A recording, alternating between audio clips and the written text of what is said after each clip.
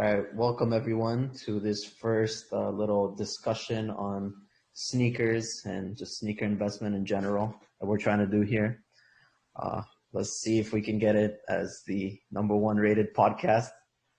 Number one sneaker podcast. The number one sneaker podcast, and then maybe number one iTunes podcast. But yeah, so I got my boy Vic here. What's up? A very known reseller in the Toronto market. So maybe you want to just introduce yourself. What's up? My name is Vic. My Instagram is @minhasvic. I've been reselling for about 3 years. Actually, maybe a little bit longer than that. So yeah. What got you into reselling? Honestly, I remember the first shoe I ever resold was a shoe that I really wanted to buy for personal. And I found it for a steal, but it wasn't in my size. I was like, screw it, I'm going to buy it anyways. And sold it. What shoe was it? It was a Jordan 5 grape. From, Jordan 5 what? The grape, the white grape. The grapes. So just a little background real quick. I know Vic through another friend of mine who also is a big reseller, is known in the Vaughan Mills area as the biggest reseller. And he's actually Vic's cousin. So that's how I know Vic. And funny story is that I think all of our like shoe investments, shoe reselling, all that stuff all started from his cousin when he bought this one stupid pair of like Nike winter boots or something. Do you remember those, Vic? The winter boots? He bought these stupid boots and then he didn't know if he wanted them, so he put them on eBay and they sold like that same night for like $100 in profit. He's told me about that, but I think I was probably like way too young to remember. This was maybe 4 years ago when like the reselling wasn't a thing back then. Yeah, but I remember that it did change our reselling career forever. Yeah, you could go to the outlets and actually get, those grape vibes. You would actually find them at the outlets. Yeah. So, but let's just get into a little bit more to the point about what we're trying to do here on this channel. We want to talk how to make money on sneakers, okay? For today's discussion, I want to just keep it investment directed. So good buys, good sells, good ways to make money. I'm not talking about going to outlets and, cleaning out the outlets, selling them. Okay? I'm talking what's good value right now, what's going to be going up. Let's think of it as the stock market. Sure. All right. So let me get your opinion, Vic, one of the biggest sneakerheads in the city. Let me know what's your opinion currently on the market. I think there's a lot of good deals right now. Not only because of Corona, but also there have been a lot of sleepers to come out recently. A lot of retros that have been produced in super high quantities. And something that you have to keep in mind with sneakers when you're investing in sneakers, in my opinion, is if you have a shoe that demand will be there, I don't want to say forever, but for the foreseeable future, it's almost always a good buy because sneakers are an asset where the supply will diminish. Every time a pair is worn, it can no longer be sold as dead stock. So the more people want it and for the longer, your supply will shrink. So it really doesn't matter if Nike or Adidas produces even 1 billion pairs of a shoe. If they all get worn, it'll be worth a lot longer. So you said some recent good releases you're seeing? Definitely. Like what? Give us some examples of some good stuff that's come out recently that you think is going to go up in value. Just recently, the DMP 6s came out, and on release, they were a little expensive, but since then, they've tanked a lot. So I think those are a decent buy, depending on what kind of term you're looking for. Okay, I got them up right now on StockX. What size would you look at a shoe like that, for example? Personally, I would look potentially in grade school sizes. Okay, so you're a grade school guy. Depending on the shoe, yes. All right, so I'm looking at some grade school DNPs. Let's say a size 5.5, something right down the middle. Currently, those are going for about 220 Canadian. Yeah. Okay. You think that's a good place? You think this is good undervalued asset? I do. Just speaking, or just taking reference from when they released in the 611 pack and where those went into the value. I would How say, high did those let's check. go? The original If DMP. we pull the defining moments pack up on StockX, I'm not going to pick a particular size, but the recent sales seem to be between 1,000 and 1,400 Canadian dollars. Those are for men's sizes, though, right? Yeah, but those are also for the 6 and 11. Oh, yeah, that's for the pack, like Yeah, exactly. location. I might be able to pull up just the 6. So, what is it in a shoe like this that you see that you think is gonna make it go up? Like just the 6, the colorway. Honestly, I would say it's a combination of what the model is. The colorway is very important. I think the colorway has to be wearable and it has to be durable. When I say durable, I mean I want the popularity of the colorway to stick around for a long time. Like black and gold Okay. will be popular for a long time. Okay. So which is fun. And lastly, I would say history is extremely important when investing in the shoes. Okay. So color, history, And the model. and the model. Okay. So what do I want to ask you here? Because you give me a lot here. Let's start with colors. What are some good colorways you tend to look for in a shoe? So I would say classic colorways are always a good place to start. Brent, Concord. Yeah, like the OG colorway. Yeah, exactly. But beyond that, in terms of colorways, you should really just be looking for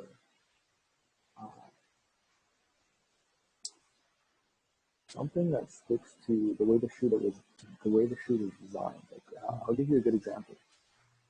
Ones have typically been a very good investment recently. However, if you look at the outliers, we have something like the Jordan 1 First Class, right? And this had a barcode on the side. Yeah, those yellow ones, right?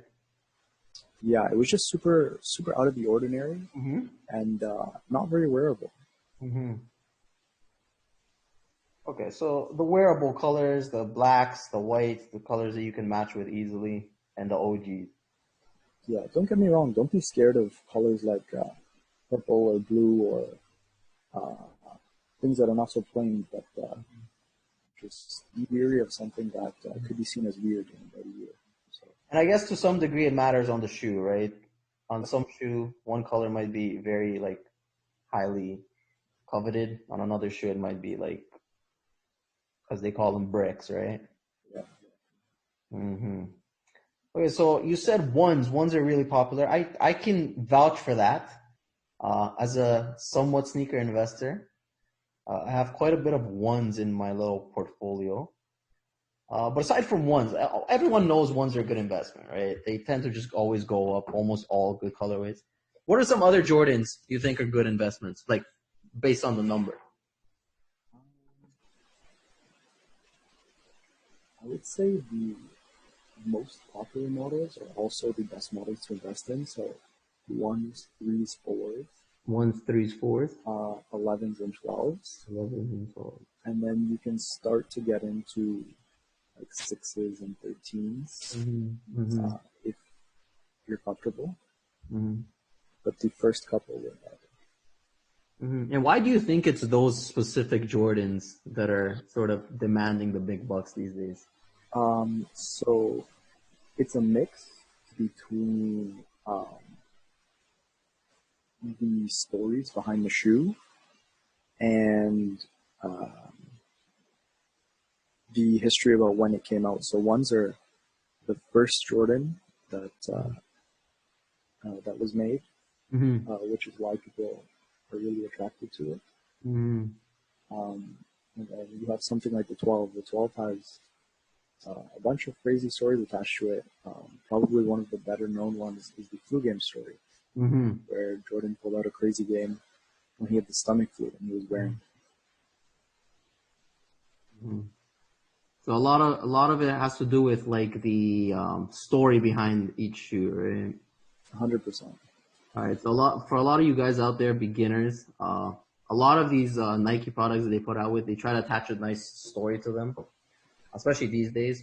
But the real original pieces, like the flu game 12s that Vic's talking about, and let's say like the Chicago ones, the bread ones, those have like truly timeless stories behind them that any real sneakerhead knows, you know? Yeah, like the band ones you just mentioned. I That think ones, exactly. this has everyone knows about Exactly. how he got fined for wearing. Exactly. So that just adds to it all. Let me see what else here I want to talk to you about. So you mentioned some good investments recently. You started with the DMP 6s. That was the first thing that came to your head. Mm-hmm. What else recently have you been targeting? First of all, do you invest in sneakers or do you specifically only just resell, like buy, flip? I like to stick to reselling. However, there are certain opportunities that present themselves that I will take advantage of. Mm-hmm. To be more specific, I will invest in a shoe if the term is short enough. I don't like long-term holding a shoe, so I like less than a year, but less than 6 months is perfect. Less than 6 months? Okay, so you try to get in there, get that initial pump in the price, and then get out of there before 6 months. Yeah, and I try and stick to very classic shoes. Perfect. So let me tell you this right now. Let me put you on the spot. Last 2 months, something that came out. What do you think is the best investment from the past 2 months drops in 6 months from now? Buying at today's prices?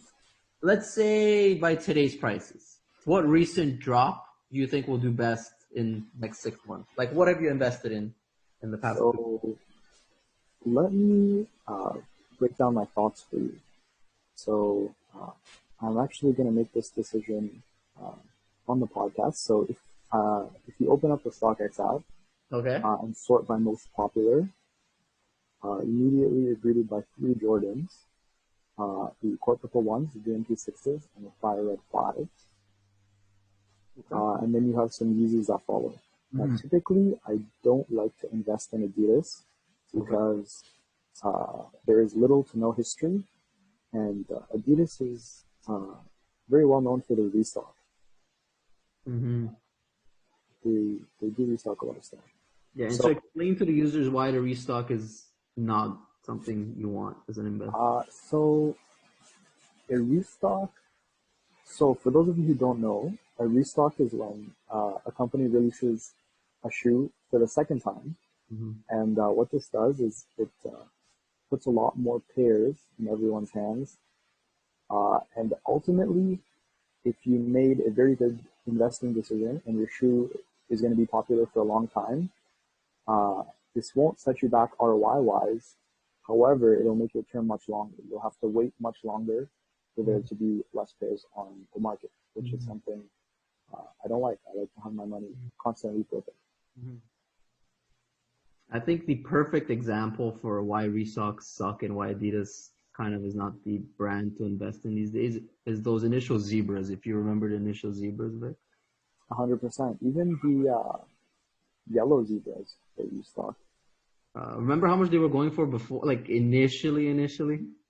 Yeah, the yellow zebras, like around 1,000. I'm pretty sure. I'm looking at some prices around 2,000 Canadian on the StockX app.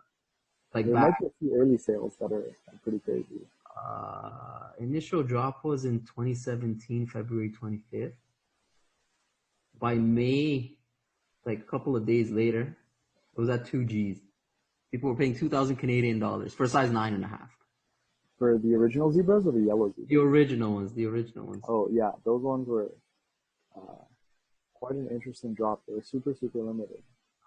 Man, and then they just kept re-releasing and re-releasing, even with the yellow sole, but still. But if we go back to what I think is going to be a good hold, Yeah, back to that. so yeah, if you look at StockX, it default sorts by most popular, but I prefer sorting by total sold. And if you read the little description, which is an important piece of information, Mm-hmm. it'll tell you that this is only the amount of pairs that have sold in the last 12 months, not the total amount of pairs.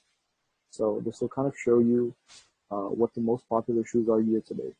Okay, this is some super like important stuff that you're dropping right here. This is some knowledge. Not everyone knows this stuff right here. Um, this is not too crazy yet. So you're greeted by, I'm just going to read off the first few. Yeah. The Triple Black Yeezy, the Jordan 11 Bread, Mm-hmm. the Lundmark, the Yeezy 350 Lundmark, I should say, the Obsidian Air Jordan 1. And these are all men's sizes. Mm-hmm. Um, Now I'm actually going to filter in size types. I'm going to add child because I want to start with grade school Jordans.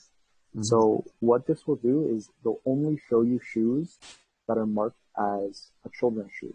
Mm-hmm. So although Yeezys are made in kid sizes, because they're not marked as a kid shoe, they'll be excluded from this. Okay. So this is essentially only showing you grade school Jordans if you're sorting by total sold in the past year. Okay. Now we have mostly ones and some 11s, the Red 11s, and then Travis Scott 6s if you go a little bit further down. Yeah. So immediately what catches my eye is the Red 11s. Mm-hmm. And right now they're between, it's comfortable to say that they're between $250 and $300, Mm-hmm. depending on the size. Mm-hmm. And we're talking Canadian here for all the Yeah, American. Canadian dollars.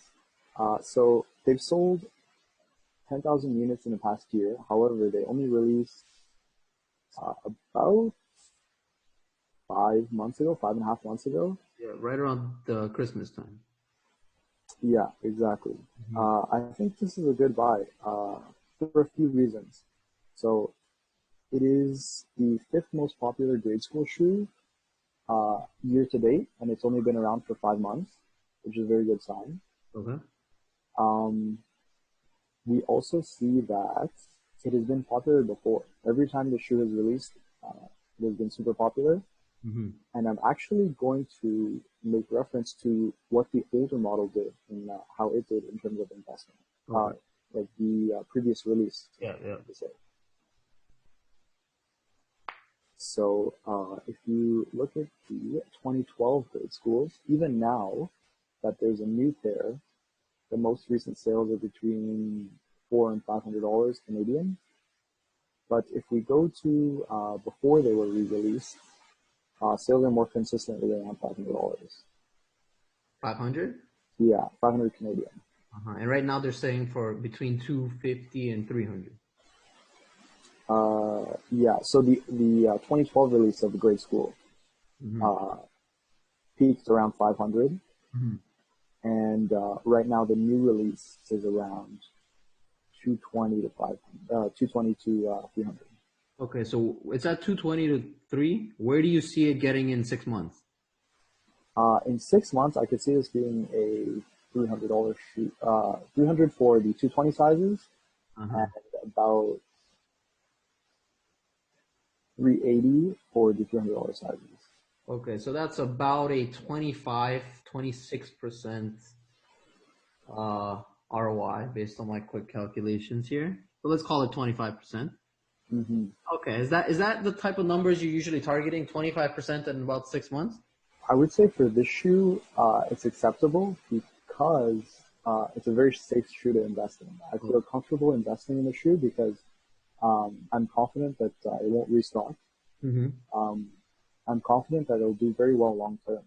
Mm-hmm. One of the reasons I actually didn't pick what a lot of people would pick, the corporable ones right now, is because I'm not confident in ones in the 1 to 2 year term. If Nike releases too many of them, I can see the market getting a little bit tired of them. Yeah. Um, but with the 11s, um, I don't see them losing popularity for like at least 10 years probably. Yeah, I hear you. The thing with the Jordan brand is they know what the hell they're doing, right? They tend to just give you one 11, like one good 11 a year. They give it to you Hmm. right around Christmas time, and they mass produce it so everybody gets it. And actually, if we look at the last 3 or 4, actually pretty much all the Christmas 11s, they've all been a very Mhm. good investment. Exactly, exactly. You just gotta wait out on them, right? So let Exactly. the Even next one something comes like out, and then the previous one is what everyone's mhm. paying big bucks for. Uh, But a little comment you made on the ones that you're a little worried on. People have been saying this for a few years now, Vic, that ones are gonna die out, ones are gonna die out, and every month we get a new release, and every month it's more or less the same. I would say yes and no. There are some colorways that say otherwise. Yeah. Um, I would say Bloodlines were one of the earlier surprises. Definitely the all black satin Jordan one. Like very hard. There's still almost no demand on those. All black. Um, Do you remember a little obsidian blue Jordan 1 you sold me? I do, yes. So I'm on the page right now. I don't remember the exact size you gave me. I think it might have been a 5.5. I think they give you men's and grade school. I'm talking about the grade school one. Sure. Because that's what I have up here, right? Yeah, Look at, like, I don't know if you have it on your screen right now, but I do, yes. that is a crazy little chart there, Like, It is that is around a 270 little at bit the wild. bottom? About 550 right now, Vic. That's double. It has doubled. Honestly, it's doubled super, super recently. If you look at the chart, Yeah, since yeah, it's recent. It's like since Corona started, everybody wants Obsidian ones. exactly. Um, Weird. Honestly, I would say it's because the market was undervalued on this shoe. hmm And I remember when I bought like 5 pairs from you, I was saying that. yeah, I believe it was release day or maybe the day after Yeah, it was around there. that we made the deal. Yeah. I should have waited out a little bit though, because they dropped for a little bit. But like I said, I think this happened because a lot of people wore their pairs. So I think we see on release, from release to about 3 months later, they're on the decline. Mm-hmm. And I would say that's because on release, prices were a little inflated because a lot of people were buying to export them to Asia. Mm-hmm. And once that calmed down, we saw prices trend downwards because those people were not buying anymore. Mm-hmm. And prices trended downwards, which let more people buy them and wear them. And from there, they took off. Mm-hmm. Mm-hmm. Another thing I wanted to ask you, Vic, because you're the king of this. What I'm about to ask right now, and that's the whole King is GS, debatable. the whole GS stuff. You're the guy who always pushes the GSs. I didn't really look into GSs back in the day, but since you started telling me about it a while ago, I've been looking at it. I'm pretty interested in starting to invest in more GS stuff. Explain to us, why do you sort by GS, by most sold, and by GS? Explain to us why that's what you usually look for. So let's talk about the sizing first. Yeah. Let's get to the sizing. So both sizes are fine, men and GS. However, what you might find with, or what you will find with men's is they start off more expensive than the GS, but they'll end at the same price, which is why GS can frequently bring you a better ROI. So if we dive a little deeper into this, let's take estimated numbers for Bet 11s. Um, let's say there was 150,000 men's pairs and 200 or 150,000 grade school pairs, Mm-hmm. which I believe is approximately correct. Well, we I don't never know the really exact get the numbers to be exact honest. numbers, right? Yeah. Exactly. Um, so GS started around around 230 or 40 Canadian, depending on the size. Mm-hmm. And men started around 380 Canadian. I think GS might be a better hold simply because if you're going to wait it out, the ratio between the number of people who want the shoe and the number of dead stock pairs available um, will be better for grade school because most women have to wear grade school. Mm-hmm. Mm-hmm. So you're saying you target GS more or less because chicks buy GS? Yeah, that's a very fair statement. Is that your theory on why GSs have done so well lately? Yeah, definitely. Speaking of GSs, I'm just looking through this filter sort that you told us to look at on StockX. I'm seeing a lot of Jordan 1 mids. Don't talk about So this is something I did want to touch on in this episode. Um, Go for it. mids are very good. Are To they? invest in. A year ago, we would have been called crazy if we said this, Vic. So let's do the same filters. So to remind you, it is sort by total sold and apply a size type of child. Exactly. And when you see the results, the third shoe is actually a shoe that I participated in investing in. Oh, So the it orange is mid the Jordan 1 mid shattered backboard. one. Obviously, we're talking about the grade school sizes. Yeah, yeah. I can. Ooh, look at that chart. So the shoe is a little interesting because there was no formal release for the shoe. Um, as in, they released in waves.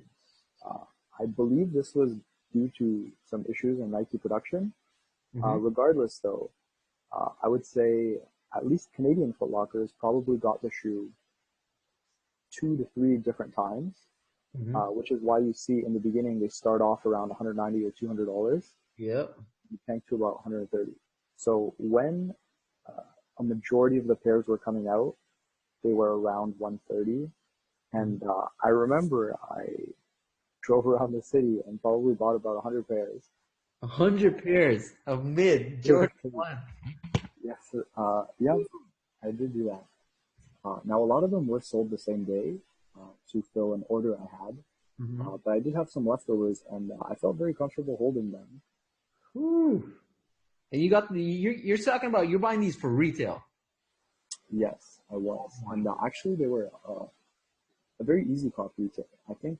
Yeah, I would expect this to be an easy cup. I don't remember the last time somebody said, "Oh, yo, I can't wait for that Jordan 1 mid to come out so I can go." So you see, the reason I felt comfortable holding this is because it's only alternative, or sorry, it is the alternative to the shadow backboard high. Any one of the three, the 1.0, the 2.0, or the 3.0. It's Okay. really the only super cheap alternative. Okay. And in a consumer's eye, especially a consumer who doesn't necessarily care about the retro or the title associated with a shoe, Mm-hmm. they're going to pick the mid over the high until the mid reaches a certain price ratio with the high. And I think that uh, given that the highs are at, let's say, 800 for the 1.0, 600 for the 2.0, and maybe 400 for the 3.0, there was no way that the shoe was going to sit at $130 Mm-hmm. Mm-hmm. for very long, and it did. I actually recently sold this investment, probably 2 weeks ago or so, Okay. for around what it's going for. I sold them locally, Okay. and I did this just because I felt the term was long enough, and I was happy with my ROI. And I think there is some uncertainty in the market right now. Mm-hmm. I want to exit a few of my positions. Mm-hmm. So for those of you that are following along with the StockX app, prices are around 220 to 240 right now. Yeah, Let's call it 230 average. And he bought them for retail. I think retail in Canada was 130. no, retail in Canada was $105 plus 125? 105 Canadian. $105?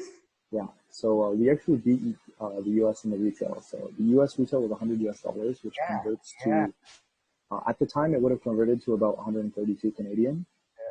Uh, we got the 105. And for those of you listening in Canada, Yeah.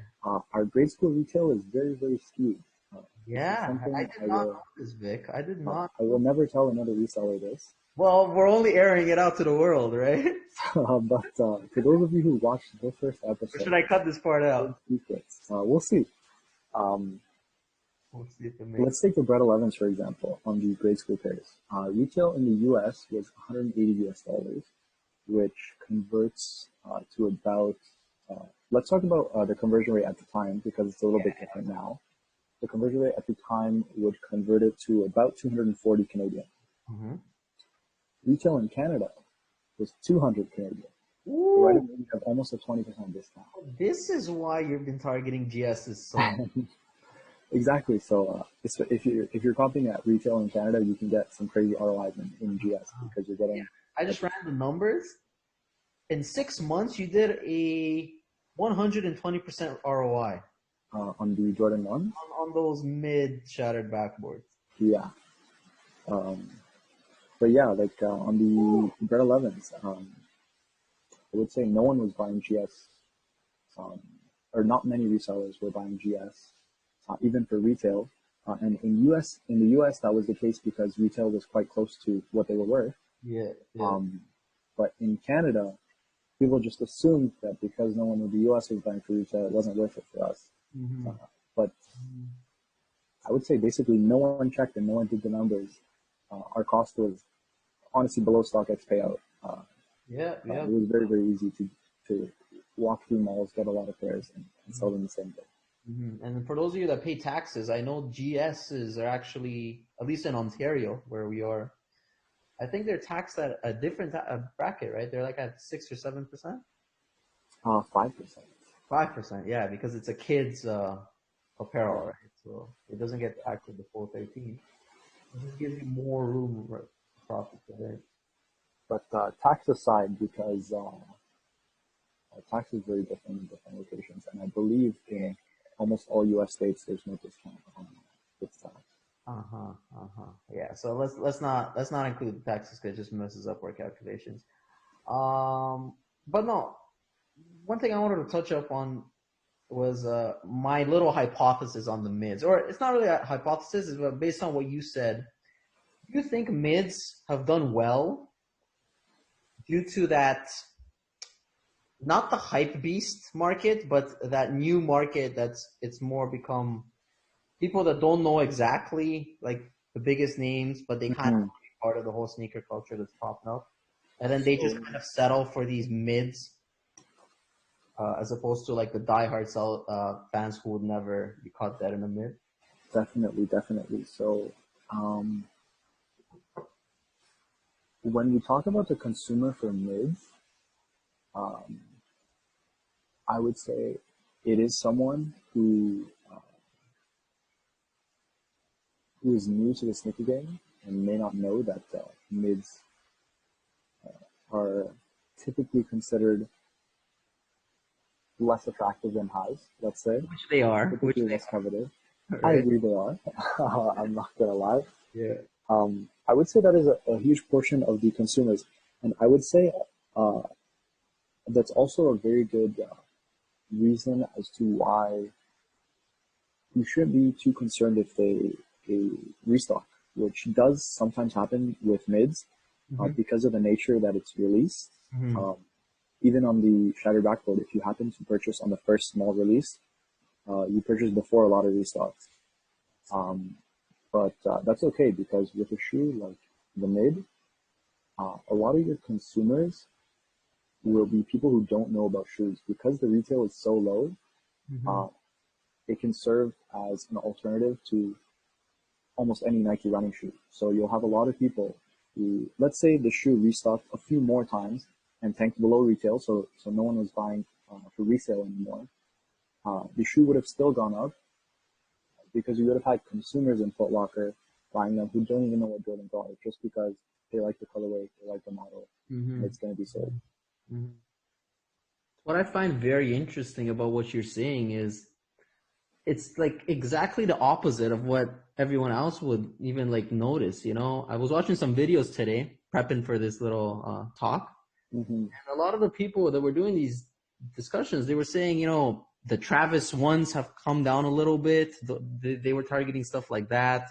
The off-white dunks, which have somewhat disappointed. People are targeting shoes like that, you know, like the really hype beast stuff, the like Yeah. tier one stuff that costs, you know, an arm and a leg. You Honestly, here, on the other hand, are targeting literally shoes that sit on the wall. yeah. I would say they're not following the rules. There's no history on those shoes. It's you got like your own little niche that you've noticed and you've just capitalized on. While everyone's trying to run to these like high end lucrative items, you've just made a nice little living on the side with these like bricks, you know? So with the high ticket items, there is some strategy to it, but there's a lot more gambling that goes into it because 100% agree. you have to take into account and really think about, is this item overvalued on release day or around release day, whenever you plan on buying? Is this item overvalued? Is a consumer willing to pay this amount and more long term? And with the Travis ones, the answer was no. The consumer for the shoe was not willing to pay, or sorry, release day prices they were willing to pay. The shoe was undervalued on release. But I think what happened is investors bought too many and inflated the prices to a point where consumers were no longer willing to pay that price. And what this tells me is that even if this didn't happen, prices would have been relatively flat because they came back down to, I believe, nothing too much crazy, nothing too much over release. Yeah, I think they're back to a little bit above like that initial. So if we reference the StockX graph, Yeah, I got that. they're doing around $2,000. So on release day, May 11th, May 11th, they were around $1,400. So you still have a good ROI. But they peaked in August, size 8 for those of you who are watching, who want to follow along in the graph. They peaked in August around $3,000.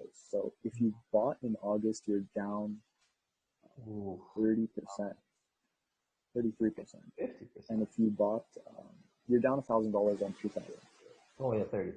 And if you bought on release, you're up about 50%. So even if you bought on release for $1,300 and sold in the peak, your ROI was similar to my GS mix. And that's if you timed everything perfectly. Yeah. But you know what? A lot of the times, like this was an example we gave that actually went up, but like take a look at the next iteration, the sixes that he dropped, right? Yeah.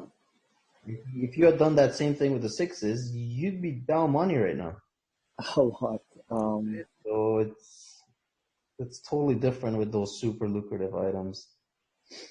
And for those of you who don't have a big budget, some of the best holds are retros that go on sale or hit the outlet. I would say almost every single retro Jordan that, again, has a decent colorway, you have to have some sort of filter. Like if you have an all yellow retro Jordan, that might not be a good idea, depending. Some yellow retro Jordans might be fine. But any retro Jordan that I have seen in an outlet for market price even at the time. An amazing example was the Jordan 13 Mellow. So if we look at that shoe, and I say outlet shoe not because you have to buy it from the outlet, because we are talking about passive investing. You want to buy for market and sell for market when it's up. But when you see a shoe in the outlet that basically tells you that it's not selling well for Nike or it's not selling well for retailers. So if you look at the Carmelo Anthony Classic 2002 Jordan 13, it was a really good hold. They hit the outlet for above market price at the time. They hit the outlet in Canada for 180 Canadian. Mm-hmm. and they were worth about that or slightly less. Mm-hmm. So let's say you paid market, uh, 180, let's call it. sure, let's call it 180. Today, you have sales, recent sales between 230 and 260, and I think they're still going up. There's still room for these to hit, Mm-hmm. I would say, around 300. These are actually a really good colorway, though. I definitely expect these to hit 300. Yeah, or even another example of a shoe that at first did not do very well is the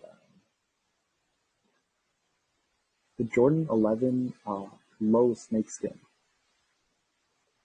I 11. remember I saw the blue one specifically. I recall seeing those somewhere in one of the outlets, actually. So they are, Yeah. if you want to look at them on StockX, they are the Jordan 11 Retro Low Snake Navy. Mm-hmm. So they released last year, and they quote unquote bricked. They were going for below retail on release.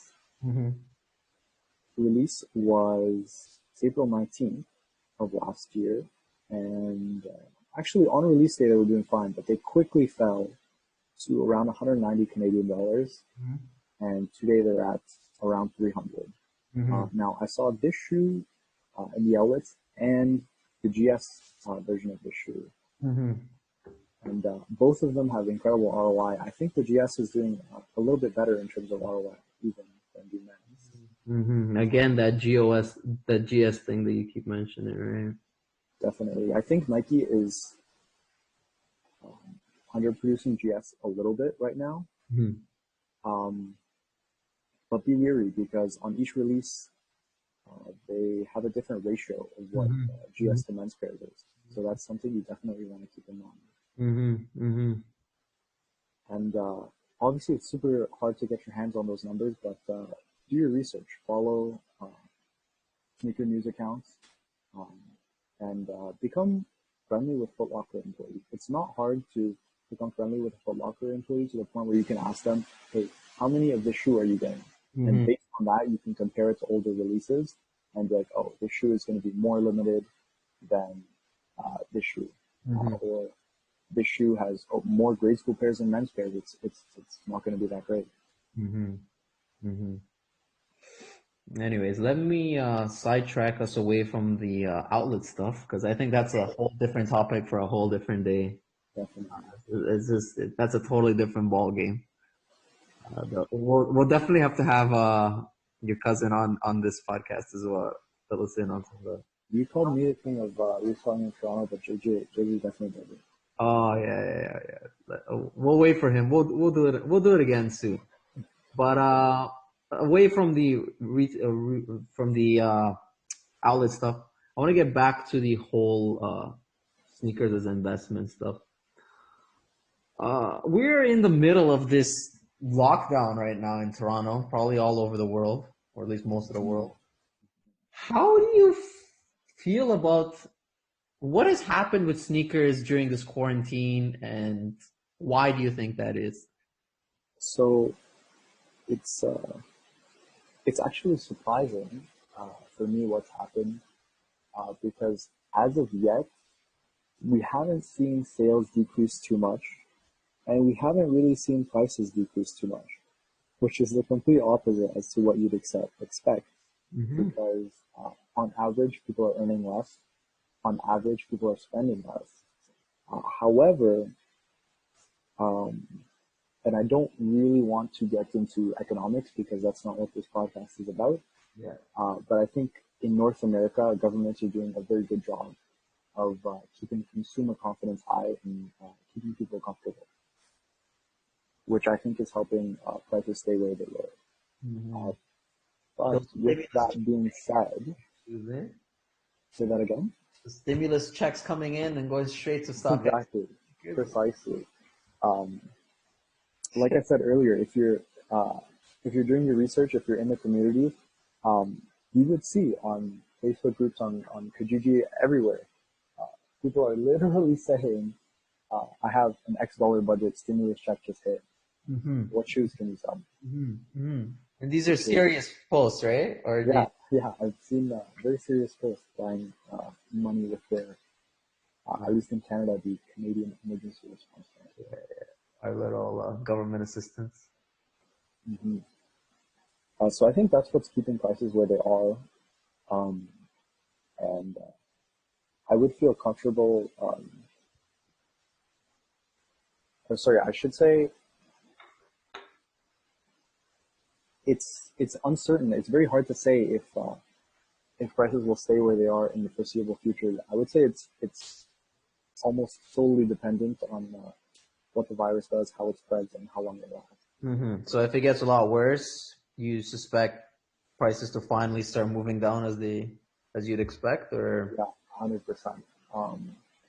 Especially because you have a lot of retail stores closed right now. Mm-hmm. So you don't really allow consumers to have the shopping experience that's necessary for them to spend a lot of money on something. Mm-hmm. Mm-hmm. But again, you're talking mostly like you're basing your numbers based off of StockX sales, go Yeah, to exactly. in whatever in-person deals you guys are doing. As far as I've noticed, it's exactly what you said. Like volume has come down, but the amounts of asks and bids have more or less balanced out to the point where the prices have more or less stayed the same. Shoes Mm-hmm. like the Obsidians that we just discussed have gone up, right? Like we've been in quarantine for over a month now. That Yeah. has only gone up in value. So if we're talking about the Corona situation, or I should say COVID-19, um, because of all this uncertainty, there was one specific opportunity that I did abuse a little bit, and that is when there was a restock scare on the Zebra. Um, Now, this is a very bad example because I just told everyone not to invest in it. Yeah. And the shoe is too much of a classic for me not to have done it. The shoe dropped to uh, about in men's sizes, like really, I believe the lowest sales were around 370 Canadian for like size 8 to 10. And they dropped to, let me check what they dropped to in grade school. I'm But pulling nonetheless, the size of mine right now. I managed to buy a lot of pairs for market price on that day. Okay. And I kid you not, 3 days later, they were almost back to where they were. And it definitely helped that it was announced that it's in Asia in the restock. Yeah, yeah, yeah. I remember the That little. is a good example of how you can take advantage of the uncertainty. Mhm. But that was like a super quick flip, right? Like that was you were in there and out of there within a week, right? Exactly. Mm-hmm, mm-hmm. So what are you saying there? That you knew that the restock No, I'm saying that was only going to be Asian? my my rule of looking for classic shoes and looking for shoes that will always have demand Mm-hmm. uh, was good. It worked out. It worked out especially well and especially quickly because it was announced that it was an Asia restock. So I was able to exit at a price that I was comfortable with Mm-hmm. literally days later. But let's assume that the NA restock, the North American restock went through as planned, Mm-hmm. as because that was the information I had when I was making the decision. Yeah, exactly. I would have been fine with it because um, like I said, this is a shoe that I think will have demand for a very long time. So even if they restock and they tumble back to uh, the price I paid or even slightly less, I feel comfortable knowing that they'll go back up. The supply will start to diminish. Mm-hmm. Mm-hmm. We saw that. I always talk about history on a shoe, and with the 350, you can compare the Zebra market to the Yeezy Cream market. We saw an insanely large restock on Yeezy Day, to the point where they sat on Yeezy supply for days, like literally days. Mm-hmm. And prices now are through the roof. What are Where prices at right now? 500? for some grade school sizes, like $700. What? Yes. I don't believe grade school sat on Yeezy supply for too long, but I do remember almost every single men's size was available 12 hours later. I got myself a pair of one. That was probably, if not my first, maybe my second actual like personal Yeezy that I ever got. Yeah. And it So was if only you're looking because I was able to to literally go in late and grab it from the store. exactly. Yeah. So the cheapest size right now is a size 10, and it's 415 Canadian dollars. 415, 415, and they and retail for 330 in Canada, just so you guys know. 300, 300. Is it 300?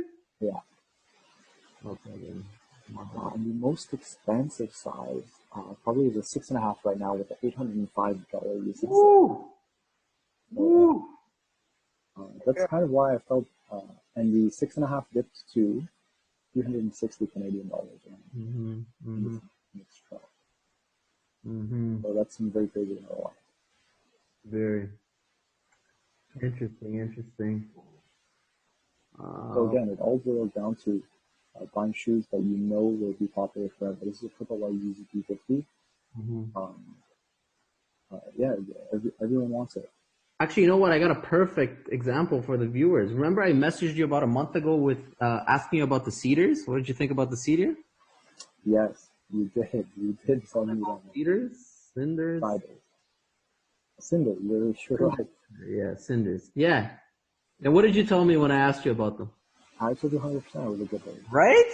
It was literally the Perfectly triple fine. blacks with the gum sole, and the triple blacks every time went up in money, like eventually.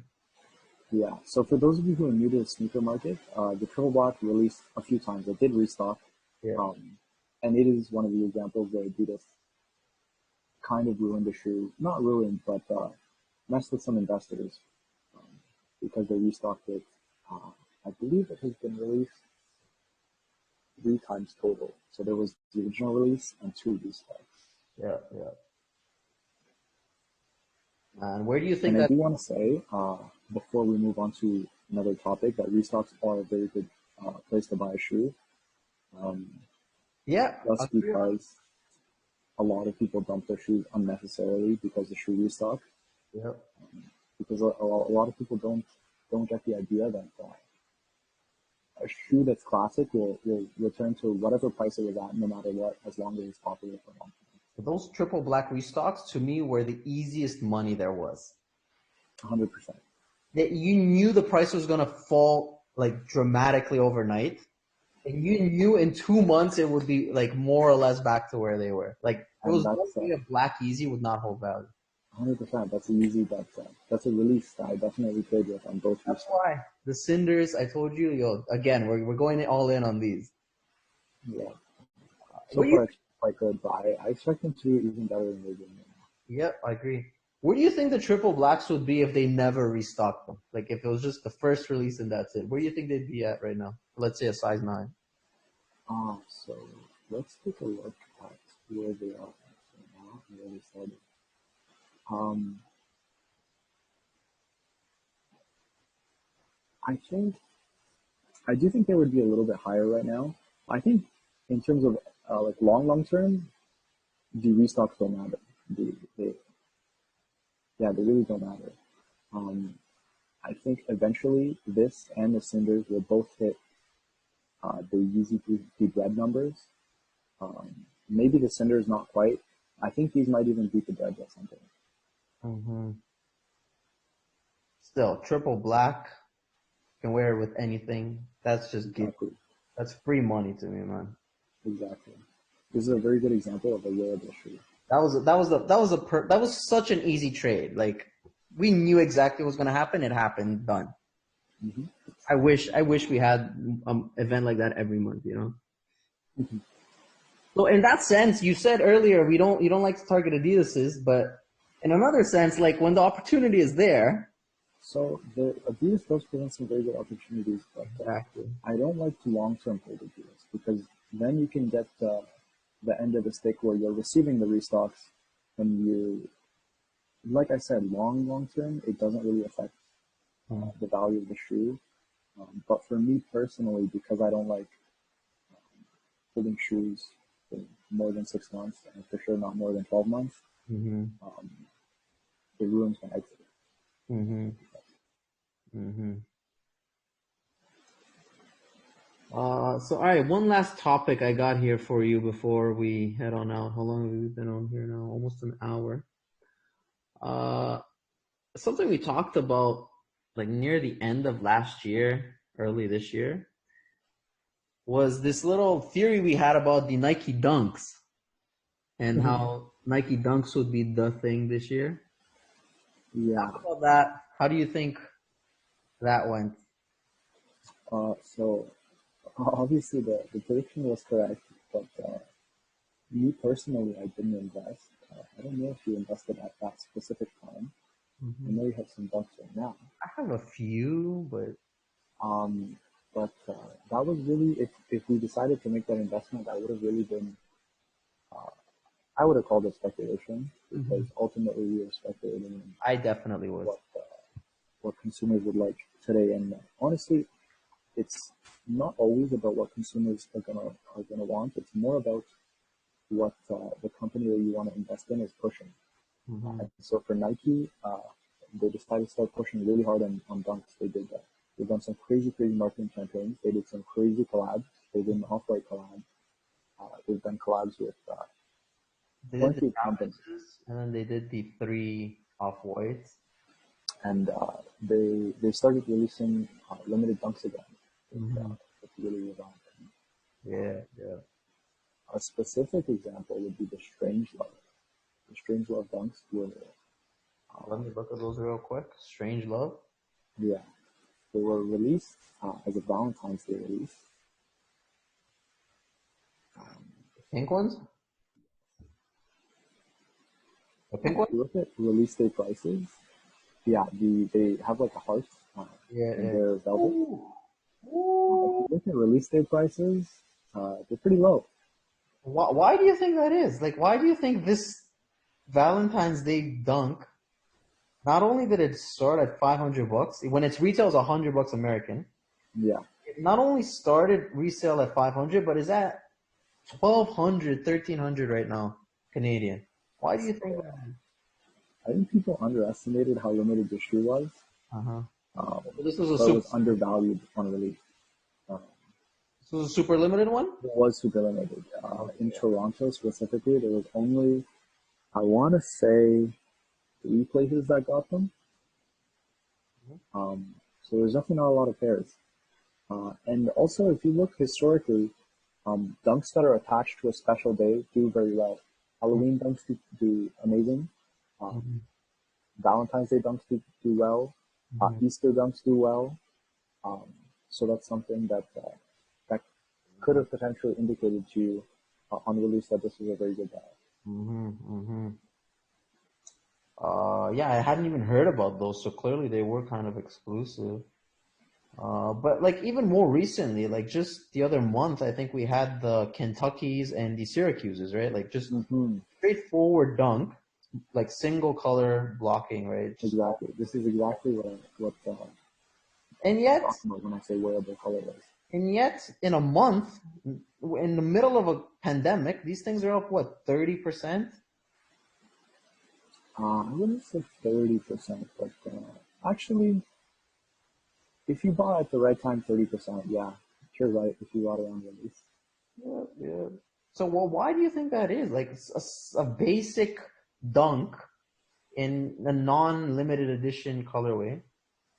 Why do you think so dunks I are doing think the so train of thought that would have led you to making this investment, uh, the correct train of thought would have been that at this time we would have already established that the market is loving dunks right now. Nike is pushing them very heavy. You see them doing crazy collabs, etc. So you know the demand is there for dunks. You know the colorway is there. If we're talking about the Kentuckies specifically, it's just white and blue. So well? Yeah.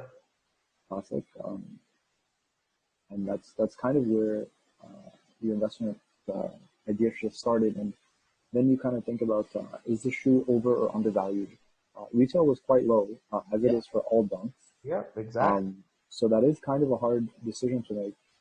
And the only way that you could have made that decision is if you look at alternatives to this dunk. So dunks in a similar colorway, dunks that have released in previous years in this colorway. Um, and if you look at all of them, they're doing very well. Mm-hmm. I had this feeling that 2020 would be this year of the dunk. So far, it has been very good for the dunk, but there haven't been as many releases as the Jordan 1. Yeah. I would still say that the Jordan 1 is more popular than the dunk. Yeah, for sure, for sure. I mean, everybody. And even if you look at something that I was very tempted to invest in and almost did at the time, was the Nike Dunk Shadow. Now, this shoe was going for pretty close to retail. Not quite retail. It was definitely above retail on release. The black and gray? Yeah, it Okay. released early February. And again, I kind of looked at, okay, what's in, like, it's a very good colorway. It's a very wearable colorway. And then what are the alternatives? What are similar colorway dunks? How much are they worth? And previously did this not do well? And all of those things lined up. And they started on release day around 170 Canadian, Hmm. and today they're at 270. And did you enter? Did you buy these, or did you back out I that? did not buy these. Man, looking at this chart, this is a juicy chart, Vic. This is what, 4 months, 3 month return, Yeah, nearly. 3 months and you're almost at double your money. I think the shoe, honestly, is still a decent buy. Yeah, at nearly If two. you do the same analysis, you look at similar colorway dunks, Mm-hmm. similar plain colorway dunks, and in similar materials too. Materials affect the colorway a lot. Mm-hmm. You don't really see any below 350 or 400.